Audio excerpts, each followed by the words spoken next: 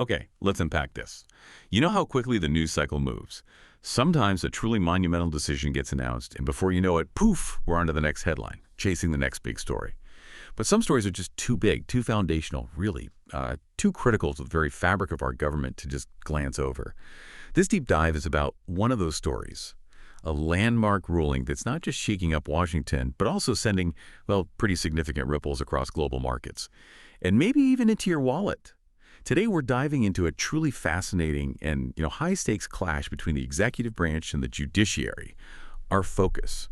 It's a recent, pretty decisive ruling by the U.S. Court of Appeals for the Federal Circuit. This court just declared the vast majority of President Trump's sweeping global tariffs illegal. So our mission for you today is to cut through all the noise, all the political spin, really get to grips with the critical legal arguments behind this decision.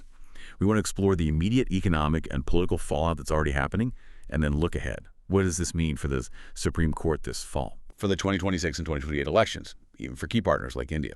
We'll be pulling our insights from quite a stack of sources: Reuters, AP News, The Wall Street Journal, and some reports looking at specific country impacts, too. That's a perfect setup. And what's truly profound here, I think, is that this isn't just some technical legal ruling, the kind that's easy to dismiss as just arcane judicial process. No, this is a profound reassertion of constitutional checks and balances, especially focusing on that delicate, often contentious balance of power between Congress and the presidency.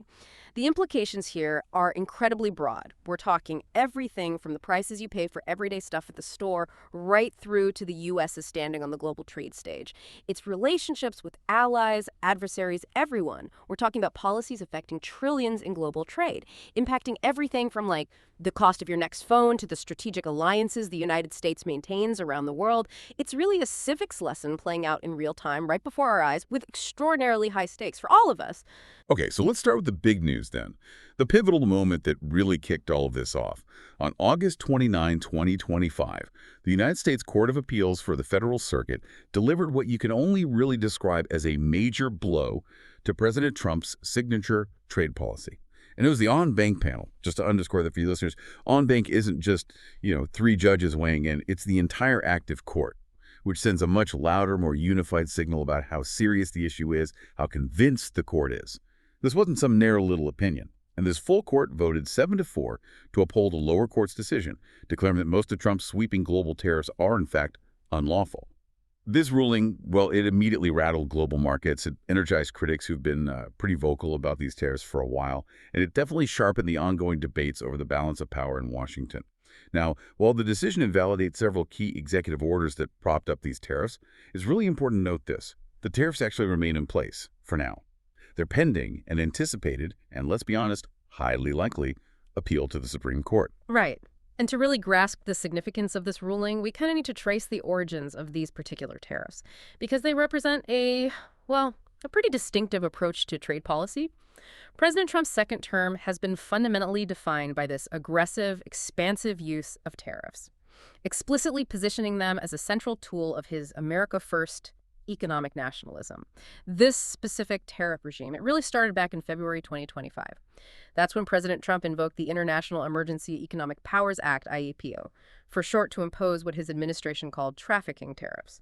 These included a 25% tariff on goods from Canada and Mexico and a fluctuating range, 10 to 30% on imports from China. The president framed drug smuggling, the flow of fentanyl imports, as critical national emergencies that, in his view, justified this pretty extraordinary action. And invoking IEEPA for tariffs, that was unusual, right? That wasn't its normal use. Exactly. That's what the court later highlighted. It was a novel interpretation of the statute, to say the least.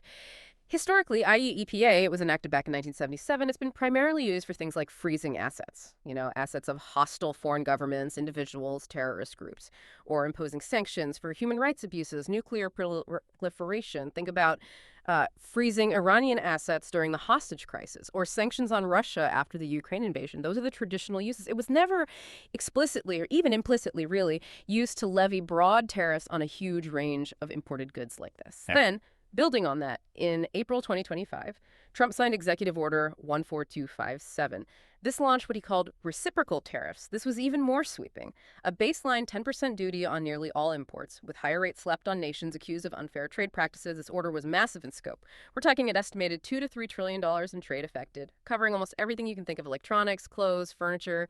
It was projected to raise trillions in federal revenue over time, too. Now, the administration's defense, argued by officials like Commerce Secretary Howard Lutnick, was that IEPA's language allowing the president to regulate imports logically included the power to impose tariffs. They pointed to some early concessions from Canada and Mexico on border security as proof that the tariffs were working, achieving national policy goals. But the critics weren't buying that justification. Not at all. Critics, and this was a wide range, from small importers suddenly facing huge cost hikes to big industry groups to Democratic-led states, they immediately saw this as clear constitutional overreach. Their main argument. It hinged on Article 1, Section 8 of the Constitution, which, pretty unequivocally grants Congress, not the president, the power to lay and collect taxes, duties, imposts, and excises, and to regulate commerce with foreign nations. This fundamental principle was right at the heart of their objections. They argued the president was basically grabbing a power explicitly reserved for the legislative branch. So basically saying, hey, that's Congress's job. Precisely. And unsurprisingly, given the stakes, legal challenges popped up almost immediately. In May 2025, the U.S. Court of International Trade, the CIT, ruled these tariffs were illegal, and they issued a permanent nationwide injunction to stop them. But the Federal Circuit quickly stepped in and stayed that ruling, put the injunction on hold, essentially, which allowed the tariffs to keep being collected while the whole complex legal case moved up through the appeal system. Okay, so after all that legal back and forth, that initial skirmish, the Federal Circuit finally weighed in with its big on-bank decision. The case was VOS Selections, Inc. v. Trump. And like you said, it was a pretty pointed rebuke to presidential overreach, a moment a lot of people were watching as a real constitutional showdown. The court mostly sided with the plaintiffs, right? And they hit the administration's argument on 3 key legal points, really dismantling the foundation. It wasn't just one weak spot, it sounds like. Indeed. The court's decision was built on a pretty meticulously constructed legal framework. The first pillar, maybe the foundation, was statutory interpretation. The court carefully emphasized that while IEPA's text does authorize the regulation of imports during a national emergency, it never explicitly mentions tariffs or duties as one of the tools the president can use. That absence was critical. The judges contrasted IEPA with other trade laws, like Section 232 of the Trade Expansion Act or Section 301 of the Trade Act. Those laws do explicitly delegate specific tariff powers to the president, often with clear conditions. The court saw this stark difference in language as a clear signal. If Congress meant to grant tariff power under IEPA, it would have used clear, specific language just like it did in those other laws. Basically, Congress knows how to grant tariff power, and it just didn't do it here. Makes sense. If you want someone to have a specific power, you usually write it down clearly. Exactly.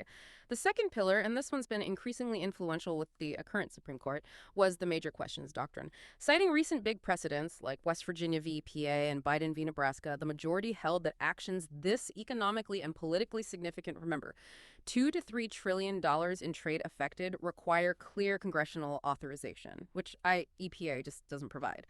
This doctrine basically says, look, if an agency, or here the executive branch, wants to do something huge, something with vast economic and political significance that could reshape whole industries or cost trillions, Congress needs to explicitly give them that power, not just hint at it with vague language like regulate imports. It's the court saying, whoa, this is too big for you to decide on your own based on some ambiguous old law. Congress needs to speak clearly on this. So if I'm picturing this, it's like asking for permission to build a skyscraper. You can't just point to an old permit for a shed you built decades ago and say it's all covered. You need specific, clear blueprints and explicit approval from Congress for something of that scale. Is that a good way to think about how the court views these significant actions? That's an excellent analogy, yeah. You need the skyscraper permit, not the shed permit, when you're talking about something this huge. And finally, the third pillar was the non-delegation doctrine. The court argued that allowing IEPA to justify such broad, open-ended tariff powers would essentially be an unconstitutional delegation of Congress's fundamental taxing authority.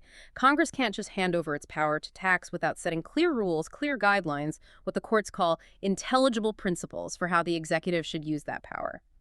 This doctrine is all about maintaining that core separation of powers, making sure the legislative branch keeps its unique authority to raise revenue. Okay, so to boil this down for our listeners, it sounds like the court is effectively saying to the executive, you trying to use a screwdriver as a hammer, and not only was it the wrong tool for the job, but you were trying to build something Congress explicitly designed for itself, with its own specific set of legislative tools. Is that a fair analogy for how these three doctrines collectively dismantled the administration's argument? It's not just one point of failure, but a complete rejection of the approach. That's spot on. Great analogy. The court found not only the wrong tool being used, but also an attempt to bypass the proper constitutional architect Congress for such a massive project. Now, it's important to mention there was a strong dissent. 4 judges, led by Circuit Judge Toronto, they argued that presidents historically get broad latitude in foreign affairs, and they believe tariffs do fall within IEEPA's regulatory scope. They basically thought the majority was reading presidential power too narrowly in this context, maybe limiting the executive's ability to react quickly to emergencies. So there was definitely disagreement on the court itself? Oh, absolutely. A 7-4 split is significant.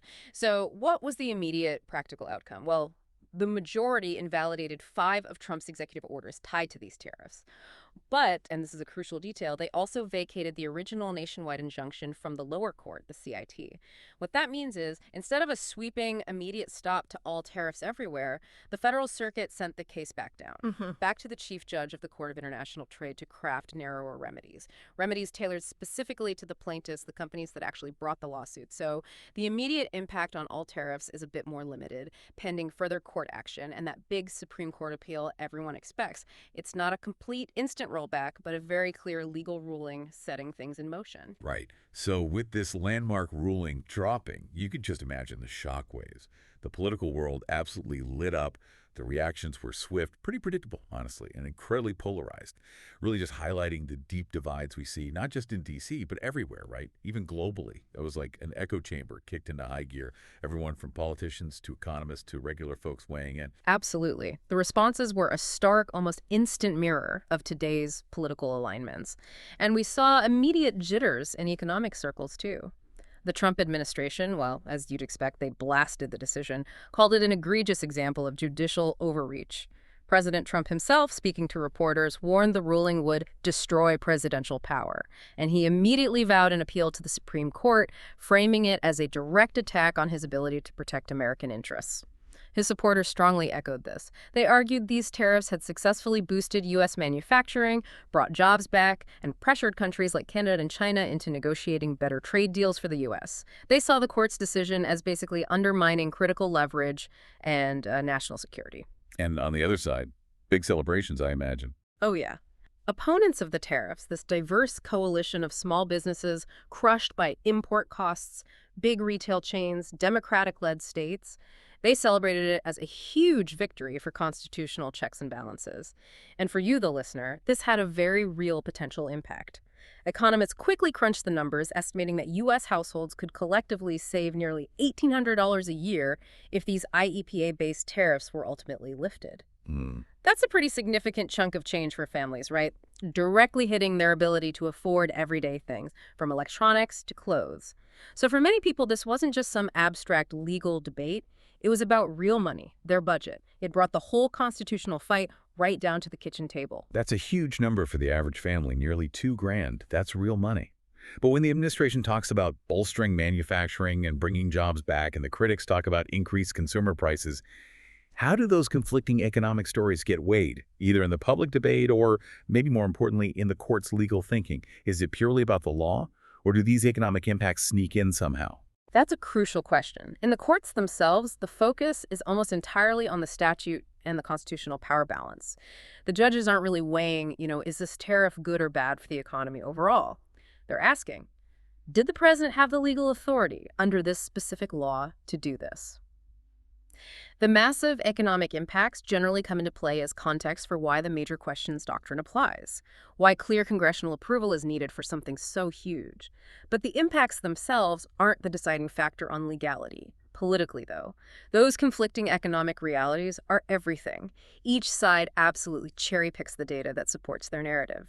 Job gains in protected industries versus broad price hikes for consumers. That's the political battleground. Got it. So the courts stick to the law. Politics focuses on the economic winners and losers. Pretty much. And international partners also reacted, but more with cautious optimism, reflecting the complex global trade situation. Canada, for instance, they'd been a direct target of some of those trafficking tariffs. They hailed the ruling as vindication for their long opposition, feeling it proved the tariffs were unwarranted. Mexico and China, both hit hard by the broader reciprocal tariffs, signaled cautious optimism too. But they were understandably wary, saying, they'd wait for the Supreme Court's final word before making any big changes. Meanwhile, the EU and Japan, often targets of U.S. tariff threats themselves, they welcomed the ruling, saw it as a potential chance to reset talks with the U.S. on a more stable, predictable footing, moving away from these sudden unilateral actions. And social media, I assume, was calm and reasoned. Chuckles slightly. Predictably, no. Social media reactions were split right down the middle, like a digital shouting match, really. Critics of the administration immediately called it a body blow to Trump's agenda, a necessary check on executive power. Conversely, loyalists warned it was dangerous, that it undermined U.S. leverage against adversaries like China, weakened America globally. It was just a perfect snapshot of the deep polarization around these trade policies. Okay, so the Federal Circuit delivered a powerful punch. But like we said, the tariffs are still technically on the books for now. Which brings us to October 2025 and the Supreme Court. This is where the real drama, the ultimate constitutional showdown, might play out. It feels like a critical moment for the future of executive power, doesn't it? It absolutely is, and the clock is ticking loudly. The current situation is that the tariffs stay in place under a temporary stay until October 14th, 2025. That's the key deadline. It gives the administration this window to ask the Supreme Court to step in. And following the Federal Circuit's ruling, the job now falls to the Chief Judge of the U.S. Court of International Trade to craft those narrower remedies we talked about. Just for the specific plaintiffs who won, not a big nationwide halt yet. It's a subtle but important difference in procedure. So what happens first at the Supreme Court? What should we be watching for? Well, expect two key, very fast moves. First, emergency applications asking the Supreme Court for a stay beyond that October 14th deadline. This is absolutely critical. It decides whether tariffs keep getting collected or stop while the court mulls the case. If that stay is denied, those tariffs could vanish almost overnight. Second, a petition for certiorari before judgment is highly likely.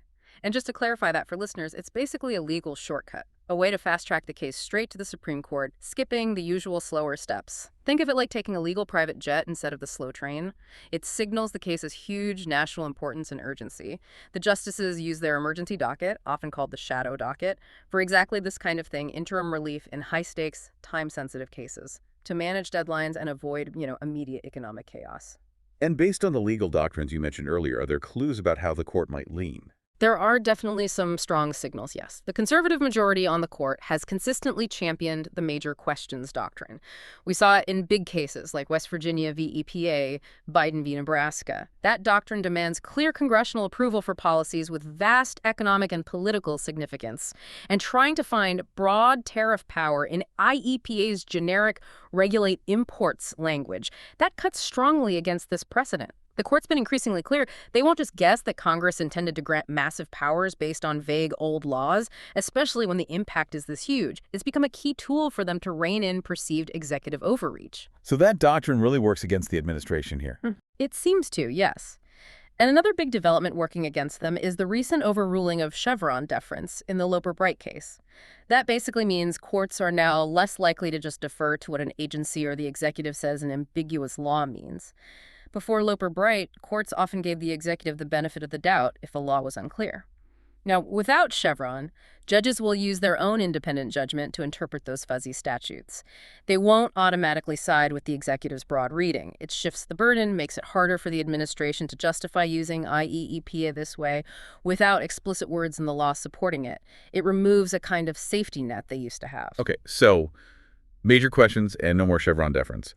Both seem tough for the administration's case.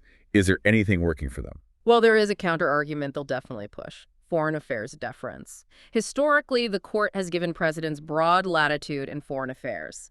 Think of the Dames and Moore v. Reagan case during the Iran hostage crisis. But, and this is a big but, Dames and Moore involve things like settling claims and imposing sanctions, actions traditionally seen as part of foreign policy. These tariffs, however, are broad revenue-raising measures. They act essentially like taxes on almost all imports. And that power, the power to tax, sits right at the heart of Congress's authority under Article 1. So the key fight will be, are these tariffs a foreign policy tool where the president gets deference? Or are they fundamentally taxes, where Congress holds the power? That distinction is absolutely crucial. That's a critical point. How often does the Supreme Court actually draw this kind of fine line, especially when it comes to what could be perceived as national security or foreign policy measures? Does the National Emergency Declaration attached to the tariffs give the administration any stronger ground here? Or is the taxing power of Congress just too fundamental to be overridden? That's precisely the tension, isn't it? The court does generally defer in classic foreign policy and national security situations. No question. However, the taxing power is just so explicitly, so uniquely given to Congress in the Constitution. It creates a really high bar for the executive to clear. The National Emergency Declaration here, it gave the IEEPA use its initial political justification, sure. But the appeals court really focused on the type of power being used, tariffs, which look like taxes, versus the type of emergency declared. The majority essentially said, look, you can declare an emergency, fine, but you can't just use any tool you feel like. You have to use the tools Congress specifically authorized for that kind of situation under that specific law. So while the emergency provides context, it doesn't magically grant the power to levy taxes if the statute itself doesn't say so. Okay, so putting all these legal tea leaves together, what's your best guess for what the Supreme Court does this October? All right, let's try a probability-weighted forecast. Keeping in mind this is complex, things can change fast. I'd say there's maybe a 55% probability the court grants a temporary stay and agrees to fast-track the case, grants cert before judgment. That would mean the tariffs likely stay in place until late fall, maybe winter. It gives the court time to hear full arguments later in its term, probably December to March. The court often likes to keep the status quo temporarily in big cases like this, avoids immediate disruption while they prepare for a full, careful review. It allows for a more considered decision. Okay, that seems like the most likely path. What else could happen? Well, there's maybe a 30% probability the court denies a stay. That would be huge. Right. A really strong signal the court thinks the government is likely to lose on the merits, especially under major questions, and that the legal problems outweigh any disruption concerns. If they deny a stay, the tariffs would just stop mid-October, triggering a scramble to unwind collections and likely a flood of refund lawsuits from importers. Big win for the plaintiffs, big blow for the administration. Well, that would be dramatic. Any other possibilities? And maybe a 15% chance of something more tailored, like perhaps they stay the ruling for some tariffs but not others, maybe keep tariffs on specific goods deemed critical for national security but let the broader ones lapse. But that seems less likely at this early stage.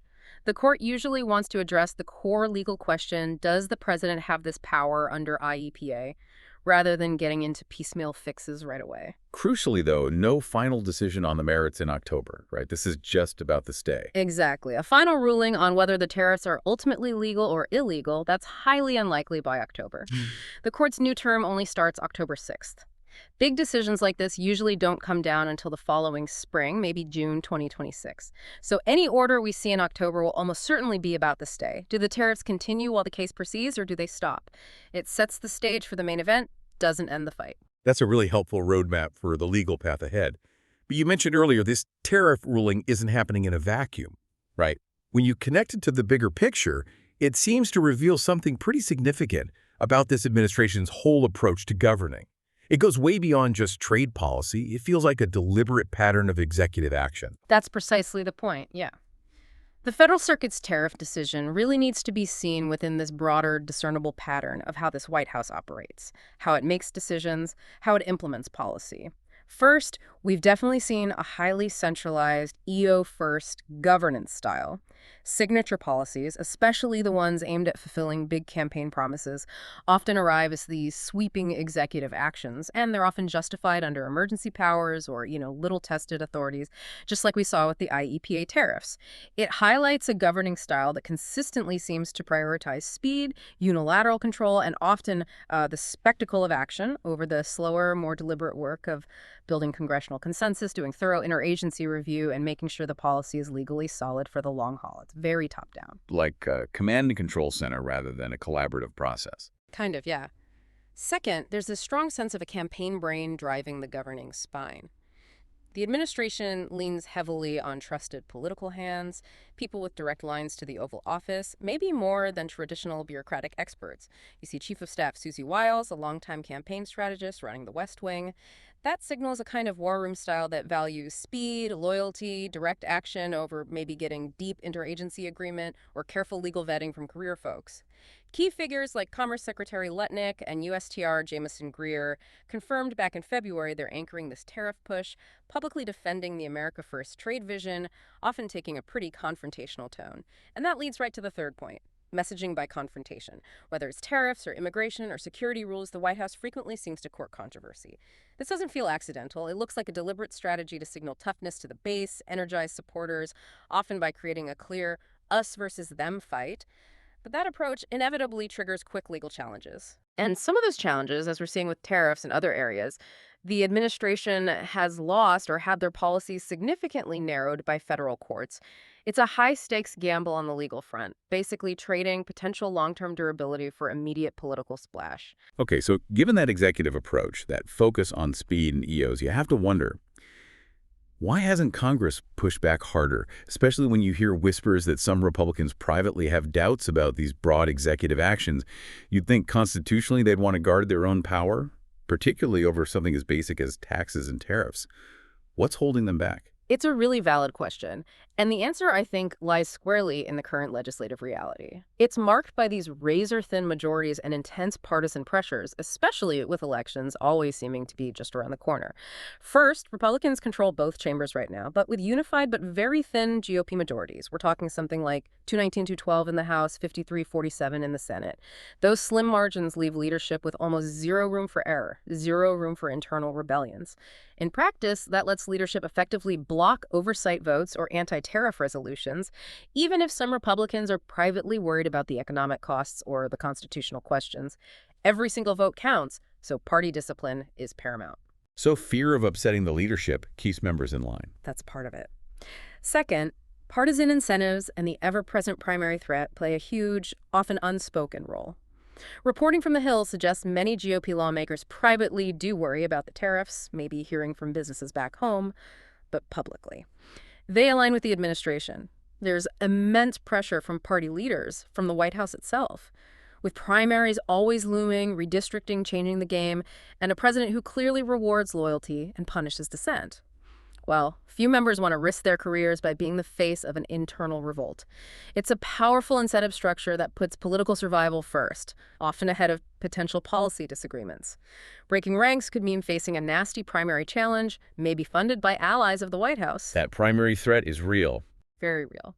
And third, there's a kind of structural gambit happening with mid-decade redistricting. This is maybe less obvious, but just as powerful. These redistricting efforts in several GOP states, they're specifically designed to shore up and harden the House majority going into 2026. That process effectively shrinks the political space for dissent within the party. It makes it even harder for individual members to step out of line without fearing serious political blowback in their home districts. Their seats might become safer from the other party through gerrymandering, but they also become more beholden to the party line. Wow. That paints a picture of a Congress really constrained in pushing back, even if some members want to.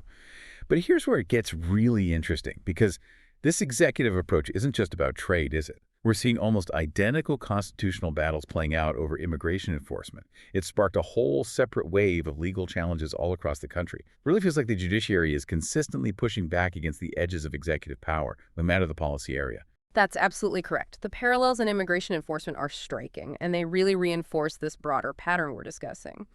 By August 2025, the Trump administration's aggressive deportation agenda, marked by things like widespread courthouse arrests, controversial street detentions, and significantly expanded expedited removals, has triggered over 50 active lawsuits across the federal court system. Immigrant rights groups, state attorneys general, civil liberties organizations, they're all arguing forcefully that many of these practices fundamentally undermine constitutional protections, especially the Fourth Amendment against unreasonable searches and seizures, the Fifth Amendment's due process guarantee, and just basic principles of fairness. Tell us more about those specific practices, like the courthouse arrests. How does that work? Right, let's look at courthouse arrests. This is a really controversial tactic where ICEs arrest immigrants at courthouse appearances, sometimes even before a final removal order is issued, and often without a judicial warrant specific to that location. Critics argue this creates a serious chilling effect. It deters people, not just the undocumented, but maybe witnesses, victims of crime, from seeking justice, from reporting crimes, even from showing up for unrelated court dates because they fear being detained right there. In July 2025, a case called Immigrant ARCV Department of Justice was filed as a class action suit trying to block ICE from doing this, arguing it violates the basic right to access the courts.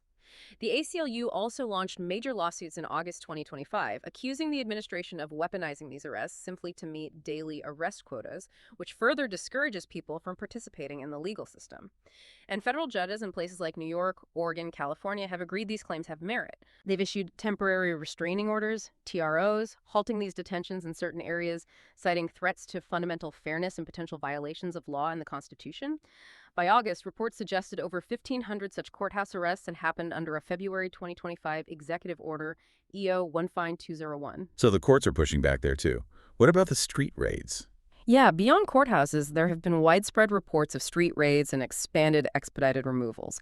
These involve reports of masked agents, unmarked vehicles conducting street raids under something called Operation Aurora. It draws comparisons to past tactics, but seems scaled up. These practices are being challenged under the Fourth and Fifth Amendments' protection against unreasonable searches, right to due process. In a case called California v. Trump Administration, filed in July 2025, California and other states alleged ICE illegally accessed state databases, like the DMV, for warrantless raids. A federal judge in LA actually temporarily limited some of those operations. Plus, there are lawsuits challenging the expansion of expedited removal rules. The argument is that these rules deprive immigrants of crucial hearings before an immigration judge, a basic due process right. Courts have issued TROs there too, halting removals for certain groups, finding the administration's rulemaking process was arbitrary and capricious, basically, legalese for saying the agency didn't provide a good reason for its actions. And didn't the administration try to use a really old law too? Something from the 1700s? That's right, perhaps the most striking example. They tried to invoke the 1798 Alien Enemies Act for mass deportations. This is a really obscure statute, rarely used, almost completely untested in modern times, originally aimed at citizens of hostile nations during wartime. But in a case called Trump v. FISA, Inc., back in April 2025, the Supreme Court ruled 7-2 that applying this statute in peacetime was unconstitutional. The court strongly emphasized due process protections and delivered a pretty stinging rebuke, condemning the administration's rash actions as prioritizing spectacle over law. That was a major, decisive defeat for one of the administration's more extreme ideas and a powerful reaffirmation of individual rights by the highest court. So a mixed bag legally for the administration on immigration too. Some wins, some big losses. Definitely mixed outcomes. While the administration did manage to get some temporary pauses on injunctions, especially blocking deportations to certain third countries, they faced clear, substantial defeats on using the Alien Enemies Act and on some of the expedited removal expansions. These legal hurdles have significantly slowed down the pace of removals. By April 2025, they reported 140,000 deportations, but their own projections were nearly double that. It shows the courts had a real impact in slowing things down. And critics argue these aggressive tactics go beyond just legal boundaries. They argue it erodes public trust, makes immigrant communities afraid to report crimes, harms vulnerable people, and ultimately creates a climate of fear that might even undermine broader public safety efforts. So if we tie this all together, the tariffs ruling, the immigration lawsuits, what's the big takeaway message about the rule of law right now? I think if we connect all these dots, the Federal Circuit's tariff decision, alongside these numerous immigration rulings, is first and foremost a win for the rule of law itself. The courts aren't really judging whether these policies are good policies or bad policies in terms of their goals. They're policing who gets to make them and under what legal authority. In our separation of powers system, that's exactly how the rule of law is supposed to work. It's about maintaining those fundamental constitutional lines between the branches of government. And that's fascinating because from a purely political angle, you might think the administration would weigh that legal risk more heavily. What, in your view, keeps driving this persistent EO-first strategy despite the potential for it to backfire, despite these consistent legal setbacks? Why keep taking that risk? It's a great question, and it really gets to the core strategic calculation, I think. Governing by executive order is undeniably efficient, right? It's fast until it isn't. These maximalist EO strategies carry really significant downsides that we're seeing play out. First, there's inherent legal fragility. Policies launched under broad, maybe ill-fitting statutes without clear congressional buy-in. They almost invite quick injunctions, expensive legal fights, and prolonged uncertainty, like these IEEPA tariffs now facing potential rollback, refund chaos, and an appeal where the key legal doctrines, as we've discussed, aren't looking friendly. So they're built on shaky legal ground from the start. Often, yes. Second, there are profound process shortcuts. Centralizing decisions in a small group certainly speeds things up. You can get announcements out fast, deploy policy quickly, but it critically weakens that interagency vetting process where experts across government can flag potential legal problems or practical hurdles. And it undermines the coalition building in Congress that's essential for making policy durable over time. These are the very checks that help ensure policies are legally sound, workable, and can actually last beyond one administration. Third, there's a significant political boomerang effect. When courts strike down or scale back these big executive orders, the narrative often flips dramatically. What was initially sold as toughness and decisive action can quickly get reframed by critics as overreach and chaos, especially among swing voters who tend to value predictability, stability, and playing by the established rules. Now, this isn't necessarily incompetence, as some critics might say. It looks more like a strategic bet. The administration chooses to trade speed and unilateral control for legal risk. They're banking on the courts eventually blinking, deferring to executive power, especially when a national emergency is declared. But recent Supreme Court doctrine, particularly major questions and the end of Chevron, has made that bet unusually dangerous. It's like playing high-stakes poker, but the Supreme Court just changed the rules of the game mid-hand, making the administration's bluff far more likely to be called. A more durable path would have been to work with Congress, draft a targeted tariff statute with clear limits, triggers, maybe sunset clauses, exactly the kind of clarity the courts seem to be demanding now. But that takes time, negotiation, compromise, things this administration has often seemed unwilling to invest in. Okay, so that's where we stand today. This huge ruling, the broader context of executive power battles, it's a lot. Now, let's fast forward a bit. Let's game this out. What happens if the Supreme Court upholds the Federal Circuit's ruling? What if they say definitively, nope, IEEPA doesn't authorize these sweeping tariffs? What would that mean for you, for the country, not just tomorrow, but over the next few years? The ripple effects of the Supreme Court upholding this decision would be truly profound, touching nearly every aspect of American life and global trade, likely for years. First, let's talk economic effects. Near term and looking towards 2026. If these IEEPA-based duties get rolled back, average effective U.S. tariff rates could fall sharply. Maybe from around 15% currently down to something closer to 6.5%. That's a big drop. This significant cut in import taxes would likely lead to reduced consumer prices. It would create a modest but definitely measurable disinflationary push, especially for goods, probably into early 2026. Remember, studies on the 2018-19 tariffs found almost all the costs got passed through to U.S. importers and then consumers. So you, the consumer, would likely feel this directly. Lower prices for many imported items. So tangible relief for household budgets. Very likely, yes. Household budgets would probably improve. Estimates from past tariff rollbacks suggest potentially hundreds of dollars per household in annual savings if these tariffs go away. Retailers, import-heavy sectors, think clothing, appliances, furniture, toys, bikes, electronics, they'd benefit significantly from lower costs, maybe pass some savings on. Conversely, trade flows would rebalance. Those distortions created by high tariffs, where companies scramble to find new, often more expensive places to source goods, that would partially reverse. It would cut down on friction, reduce compliance costs that inflated prices, make supply chains maybe a bit smoother. But there would be a significant federal revenue hit. News reports pegged 2025 tariff revenue in the hundreds of billions run rate. Eliminating these duties means less cash flowing into the Treasury. That could prompt calls for budget cuts elsewhere or more borrowing, or maybe a push for other taxes by Congress. Okay, so big economic shifts. What about the political fallout in Washington? Oh, the political implications would be substantial and immediate, too. The White House under President Trump would undoubtedly frame the ruling as judicial overreach. They'd say it ties the president's hands, undermines national security. We'd almost certainly hear promises to use other tools. Maybe pivot to using Section 232 national security tariffs for specific industries like steel, or Section 301 trade retaliation against specific countries for unfair practices. And there'd be strong pressure on Congress to pass an IEEPA Tariff Clarification Act to explicitly give the president back this power. Though getting that through a divided Congress, that would be a huge uphill battle. And Congress itself, how would they react? Congress would be split, especially Republicans. You'd see a clear divide between the economic nationalists, pushing hard for explicit tariff authority in economic emergencies to back the president, and the more traditional pro-trade conservatives who'd prefer maybe restoring trade promotion authority, focusing on targeted enforcement, using supply chain incentives instead of broad tariffs. Democrats, on the other hand, would seize on the ruling. They'd hammer the point that Congress, not the White House, sets taxes and tariffs under the Constitution. They'd likely push bills to tighten the rules around emergency powers, maybe boost consumer price transparency, hold oversight hearings on how tariffs were implemented and how refunds would work. And how does this play out for voters, especially heading into the midterms? For voters, this becomes a central flashpoint in the 2026 midterms, no question. Tariffs have generally polled poorly in 2025. Majorities expect them to raise prices. So a court-driven rollback lets Democrats campaign as the party fighting price hikes, protecting consumers' wallets. That plays well in swing suburbs, where cost of living is key.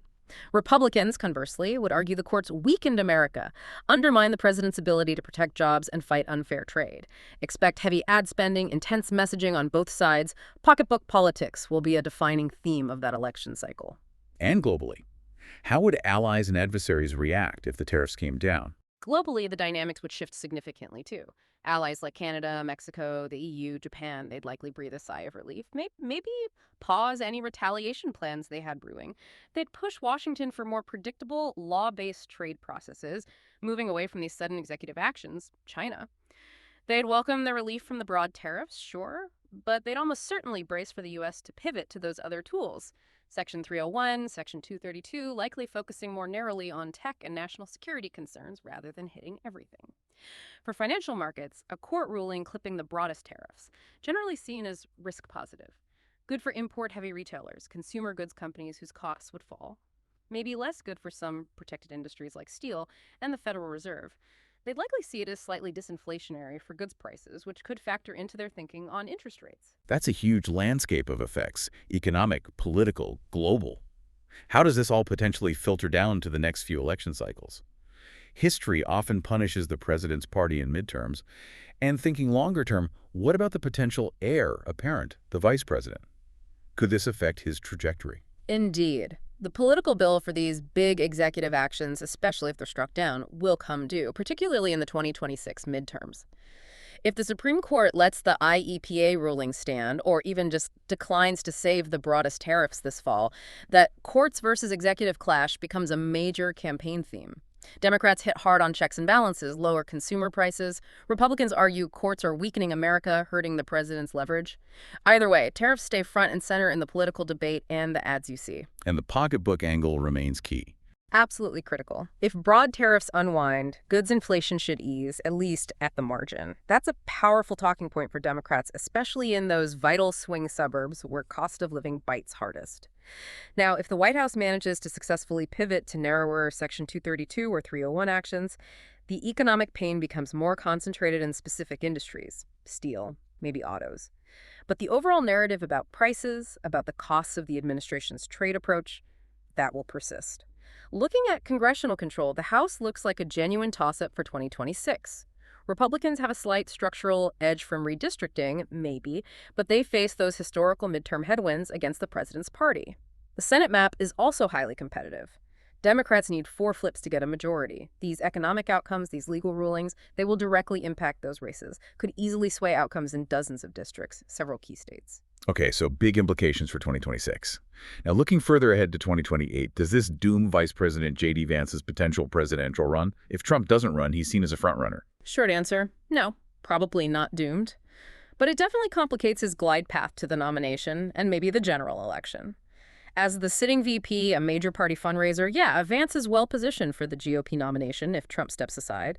However, his political future will be judged, at least partly, as a co-author and vocal supporter of this administration's big bets, the tariffs, the aggressive immigration enforcement, the executive hardball approach. If courts keep striking down signature policies, if the economy cools, if inflation stays high, he inherits those political liabilities. He owns part of that record. Conversely, if the economy stays strong, if the White House secures some narrower, legally sound policy wins, He gets to claim credit for those successes. So the 2026 results become a sort of referendum on that approach. Very much so. The midterm fallout in 2026 will be really telling for Vance, a significant GOP setback. That would likely open the door for a course correction primary challenger in 2028, someone promising Trump-style goals, but with, more legal discipline, more coalition building, appealing to Republicans maybe tired of constant legal drama. But if Republicans hold their ground or even gain seats in 2026 despite the controversies, that strengthens Vance's stay-the-course argument within the party. Plus, the coalition math is tricky for Vance. This tariff fight already splits traditional Republicans, the business wing, the free traders from the populist base. Similarly, the tough immigration policies mobilize the base but risk alienating key suburban voters, younger voters, especially in crucial swing states. Vance's big challenge will be, can he keep that populist core fired up while also somehow reopening doors to those defecting professionals, maybe Latino swing voters in critical Sunbelt states? Redistricting might help hold House seats for the party, but it doesn't magically create the broader coalition needed to win a national presidential election. So what's the bottom line on Vance for 2028 based on this tariff situation? The bottom line is Vance isn't doomed. He starts with real advantages inside the GOP. But his general election viability, that's going to track two key things very closely. First, does 2026 deliver a significant punishment to Republicans? And second, do these legal defeats end up defining the administration's legacy more than tangible kitchen table wins that resonate with a broader slice of the electorate? Those outcomes will fundamentally shape the narrative he inherits and the challenges he'll face making his case to the country in 2028. We've covered the domestic fallout, the economic shifts, the political reverberations, a lot there. But what about internationally? For those of you listening and wondering about specific trade partners, how they fit into this puzzle, we have some interesting insights, especially concerning India. Yes, this is actually quite significant. And for India, looking longer term, this ruling is definitely positive news, unequivocally. A U.S. federal appeals court saying most of Trump's global tariffs are illegal. That's a big win for the rule of law. It puts important constitutionally based limits on the president's power to just slap on huge tariffs without clear approval from Congress. And these tariffs included a particularly harsh 50% tariff on Indian exports. That was put in place in late August 2025. This specific tariff was framed as a direct response to India buying energy from Russia, which the administration saw as undermining Western sanctions. So if the court's ruling ultimately stands, these sweeping tariffs could be rolled back. That would give Indian exporters critical, much-needed relief from a really significant economic burden. Okay, good news long term. But the crucial question for Indian businesses right now must be, will those 50% tariffs actually be lifted by that October 14th deadline? Right. And the answer there is not immediately, and maybe not entirely. As we discussed, the appeals court has stayed its ruling. That means all the tariffs, including the specific ones hitting India, stay in effect until October 14, 2025.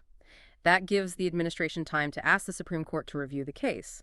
Whether those tariffs ultimately disappear depends entirely on what the Supreme Court does. If the Federal Circuit's ruling is upheld, yes, the 50% tariffs could be struck down along with the others. But if the Supreme Court overturns the ruling or finds some way around it, maybe deferring to foreign policy powers, then those tariffs could stick around. Or even be replaced using other laws like Section 232 or 301 if the administration finds a different legal justification. So while it's positive news in principle for the long run, Indian exporters shouldn't expect instant relief. The uncertainty is still very high for the immediate future. Can you give us a quick sense of the scale of the impact on India? Sure. Let's look at the implications for India at a glance. In terms of exports risk, estimates suggest roughly 2/3 of Indian exports to the U.S. are currently hit by this 50% tariff. This disproportionately affects key labor-intensive sectors: textiles, gems and jewelry, footwear, furniture. These are vital parts of India's export economy, employing millions of people. The tariffs are also projected to create a noticeable economic drag. Economists estimate a potential loss of up to maybe 1 percentage point of India's GDP growth because of these measures. That's a significant hit for a rapidly growing economy. Beyond the economics, there are serious strategic costs. These tariffs have definitely escalated a diplomatic and trade crisis between the U.S. and India.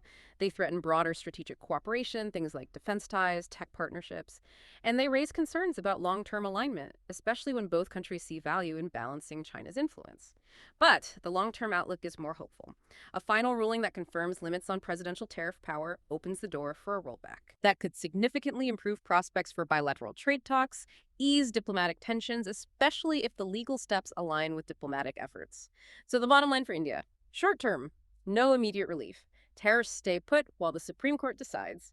Midterm, if SCOTUS upholds the appeals court, India stands to get back to a level playing field on tariffs, leading to a smoother, more predictable trade relationship with its second-largest trading partner. And strategically, this ruling reinforces the idea of negotiation and following established legal rules over confrontation and unilateral moves. That's a message that generally plays well in New Delhi. Hashtag outro. Okay, wow.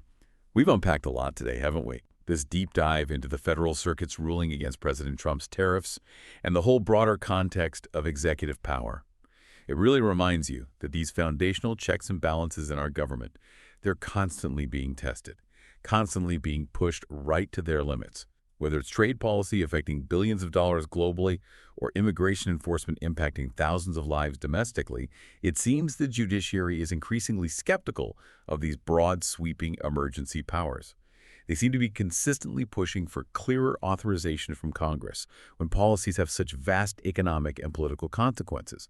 And this isn't just some abstract legal theory, is it? It's about the prices you pay for things every day. It's about jobs in your community. It's about the very structure, the stability of how America is governed. So as the Supreme Court gets ready to consider this monumental case, maybe think about this. If a policy is truly vital for national security or economic health, is the executive branch's desire for speed, for unilateral control, worth the risk of having it struck down as unconstitutional by the courts, leading to all this chaos and uncertainty?